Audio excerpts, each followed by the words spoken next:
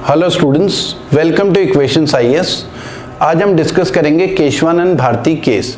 Keshavananda Bharati case पहले भी कई बार डिफरेंट एग्जाम में आया है और लगातार न्यूज़ में रहा है, और अभी जस्ट केशवानंद भारती जी की डेथ हुई है, तो इसलिए फिर से ये न्यूज़ में रहा है। तो एग्जाम में इससे रिलेटेड क्वेश्चंस पहले भी आए हैं और अभी फिर से आने के चांसेस बढ़ गए हैं।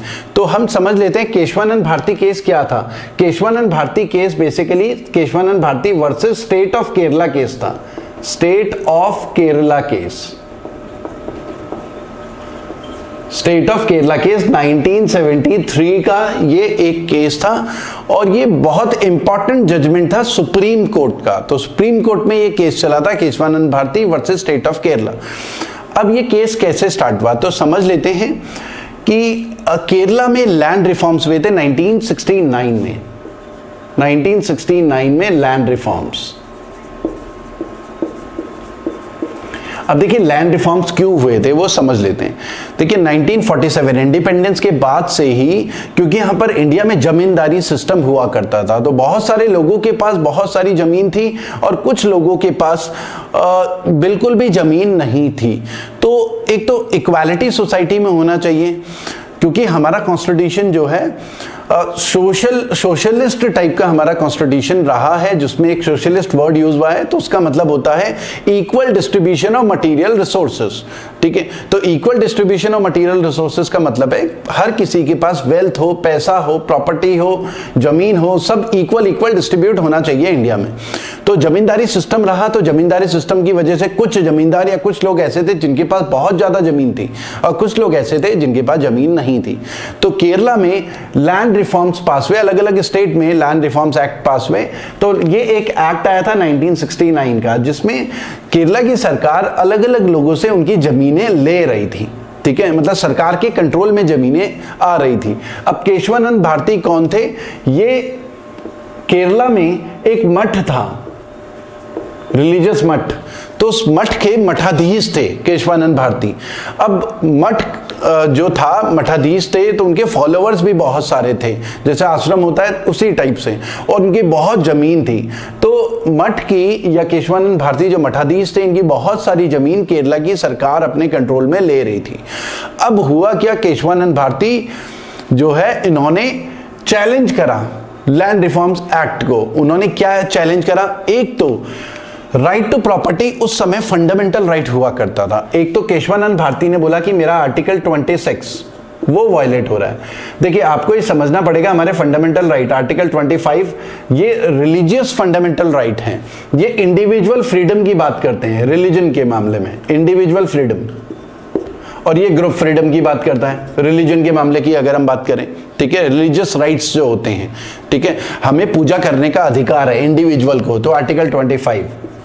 ठीक है, और article 26 right to manage religious affairs, religious affairs को मैनेज करना आर्टिकल 26 में आता है। जैसे गुरुद्वारा हो गया या मंदिर हो गए, मस्जिद हो गए, वो जो भी रिलीजियस अफेयर्स मैनेज करते हैं वो उनका फंडामेंटल राइट है। गुरुद्वारा, मस्जिद, ग्रुप की बात कर रहे हैं, तो ग्रुप फ्रीडम की बात करते हैं यहां पर रिलीजन के मामले में।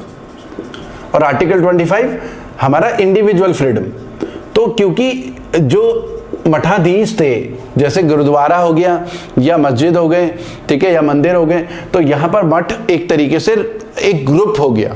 जो आर्टिकल 26 उनका कहना था कि हमारा जो है रिलीजियस राइट्स वायलेट हो रहे हैं, फंडामेंटल राइट। उसके अलावा उनका कहना था उस समय आर्टिकल 31 राइट टू प्रॉपर्टी हुआ करता था, right to property fundamental right हुआ करता था। बाद में ये अबॉलिश कर दिया गया, right to property fundamental right के बजाय अब लीगल राइट है। और उस समय आर्टिकल 19 में भी एक क्लॉज था right to property fundamental right. तो उन्होंने इसके बेसिस में सुप्रीम कोर्ट में अपील करी थी कि हमारे फंडामेंटल राइट वायलेट हो रहे, केरला की जो सरकार है उनकी जमीन जो है अपने कंट्रोल में ले रही है। तो अब क्योंकि उन्होंने चैलेंज करा था, जो पार्लियामेंट में या विधानसभा में अलग अलग एक्ट बन रहे हैं लैंड रिफॉर्म्स को लेकर, तो उनका कहना था कि सरकार जो है कॉन्स्टिट्यूशन में ये सारे चेंजेस नहीं कर सकती, क्योंकि ये तो हमारे फंडामेंटल राइट है। कॉन्स्टिट्यूशन में लगातार चेंजेस करके लैंड रिफॉर्म्स आ रहे थे, और कॉन्स्टिट्यूशन में चेंजेस करके सरकार लोगों की जमीन अपने कब्जे में ले रही थी, वे गरीबों में बांट रही थी। ठीक है, सरकार का कहना है जिनके पास ज्यादा जमीन है वो हमारे कंट्रोल में आएगी और फिर लोगों में बांट दी जाएगी। ठीक है, लोगों को दिया जा रहा था थोड़ा थोड़ा टुकड़ा, ठीक है, पट्टे की फॉर्म में हम कह सकते हैं। ठीक है, तो अब सुप्रीम कोर्ट में मामला चला, तो सुप्रीम कोर्ट में बेंचेस होती हैं, सुप्रीम कोर्ट में बेंचेस होती हैं। बेंचेस का मतलब जब सुप्रीम कोर्ट में केस जाता है तो कितने जज सामने बैठेंगे, या तो सिंगल जज, एक जज सामने बैठा हुआ है, दो अलग अलग पार्टी के वकील हैं और बहस हो रही है, तो सिंगल जज बेंच, वहां पर ज्यादातर बेल एप्लीकेशन जाती है। या हम बोलते हैं डिवीजन बेंच, जिसमें दो जज, ज्यादातर मामले सुप्रीम कोर्ट के डबल बेंच और डबल जज की जो बेंच होती है, 3 जज की जो बेंच होती है, वहां पर जाते हैं।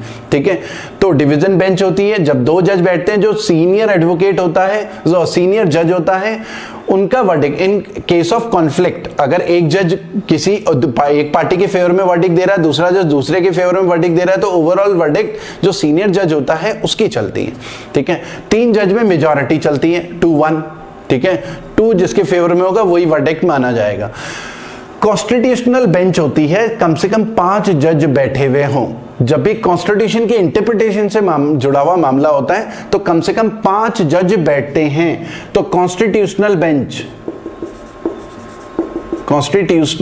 बेंच जो होती है सुप्रीम कोर्ट में, वो होती है एटलीस्ट 5 जज की। जब भी कॉन्स्टिट्यूशन के इंटरप्रिटेशन से जुड़ा हुआ मामला हो, एटलीस्ट 5 जजेस। और जब मामला काफी कंट्रोवर्सी का हो, ठीक है, सुप्रीम कोर्ट अपने वर्डिक्ट, पुराने वर्डिक्ट को रिव्यू करे, तो पहले 5 जज होते हैं, फिर 7 जज, फिर 9 जज, फिर 11 जज, फिर इस तरीके से 13 जज तक। तो अभी तक के सुप्रीम कोर्ट की हिस्ट्री में सबसे बड़ी जो बेंच बैठी है, Kesavananda Bharati case versus state of Kerala case, इसमें 13 जजेस की बेंच थी, जजेस बेंच। तो ये जो है लार्जेस्ट बेंच थी अब तक की हिस्ट्री की, लार्जेस्ट बेंच। तो एक तो ये एग्जाम में कई बार आया कि कितने जज बैठे हैं और कितनी बड़ी ये बेंच थी। तो उस समय सुप्रीम कोर्ट ने ये वर्डिक्ट दिया था कि पार्लियामेंट जो है कॉन्स्टिट्यूशन में कुछ भी चेंजेस कर सकती है कंडीशन सप्लाई के साथ, क्योंकि यहां पर मामला यही था कि अपील की गई थी कि पार्लियामेंट जो है या विधानसभाएं जो हैं वो जो है हमारे फंडामेंटल राइट नहीं छीन सकती, कॉन्स्टिट्यूशन में इतने सारे चेंजेस नहीं कर सकती। तो उनका कहना यह था सुप्रीम कोर्ट का कि पार्लियामेंट जो है कॉन्स्टिट्यूशन में कोई भी चेंजेस कर सकती है, ठीक है, बशर्ते कि बेसिक स्ट्रक्चर कॉन्स्टिट्यूशन का चेंज नहीं होना चाहिए। तो इसमें एक बहुत important term I, basic structure of constitution. ये एक इंपॉर्टेंट टर्म आई, ये भी कई बार एग्जाम में आया कि बेसिक स्ट्रक्चर ऑफ कॉन्स्टिट्यूशन किस वर्डिक्ट में दिया गया। तो Kesavananda Bharati versus state of Kerala case में बेसिक स्ट्रक्चर ऑफ कॉन्स्टिट्यूशन ये वर्डिक्ट में दिया गया। तो बेसिक वर्डिक्ट क्या था? Parliament can amend any part of constitution, any part of constitution, but cannot change basic structure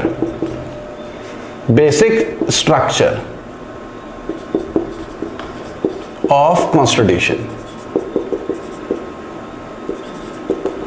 तो इस वर्डिक्ट में सुप्रीम कोर्ट का कहना था कि पार्लियामेंट कॉन्स्टिट्यूशन के में कुछ भी चेंजेस कर सकती है, फंडामेंटल राइट में भी चेंजेस कर सकती है, लेकिन कॉन्स्टिट्यूशन का बेसिक स्ट्रक्चर चेंज नहीं होना चाहिए। ऐसा बोलने के पीछे रीजन ये था सुप्रीम कोर्ट का कि हमारे यहाँ सोशियो इकोनॉमिक बहुत सारी प्रॉब्लम्स हैं, इक्वालिटी लेकर आनी है सोसाइटी में, इसलिए जरूरी होता है कि कई बार इक्वालिटी के लिए लोगों की जमीन वगैरह ली जाए, ठीक है। तो इसलिए पार्लियामेंट अगर कॉन्स्टिट्यूशन में आगे कुछ चेंजेस करना चाहे, जो हमारी सोशियो इकोनॉमिक प्रॉब्लम्स हैं उनको दूर करने के लिए, तो वो कर सकती है बशर्ते कि basic structure of the constitution change ना हो। तो ये जो है ये टर्म ये बहुत इंपॉर्टेंट है, एक नई टर्म आई और ये अभी भी लगातार इंपॉर्टेंट है, किसी भी जजमेंट में बहुत यूजफुल होता है। कभी भी हमारे पार्लियामेंट कॉन्स्टिट्यूशन में कुछ भी चेंजेस लाने की कोशिश करती है। तो एग्जाम में ये कई बार आ चुका है, बेसिक स्ट्रक्चर ऑफ कॉन्स्टिट्यूशन।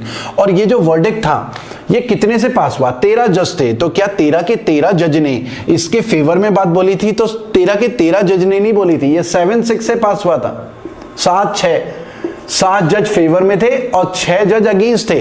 तो ओवरऑल जो मेजॉरिटी जजेस हैं उनका वर्डिक्ट माना जाएगा। तो 7 जज फेवर में थे, 6 अगेंस्ट थे।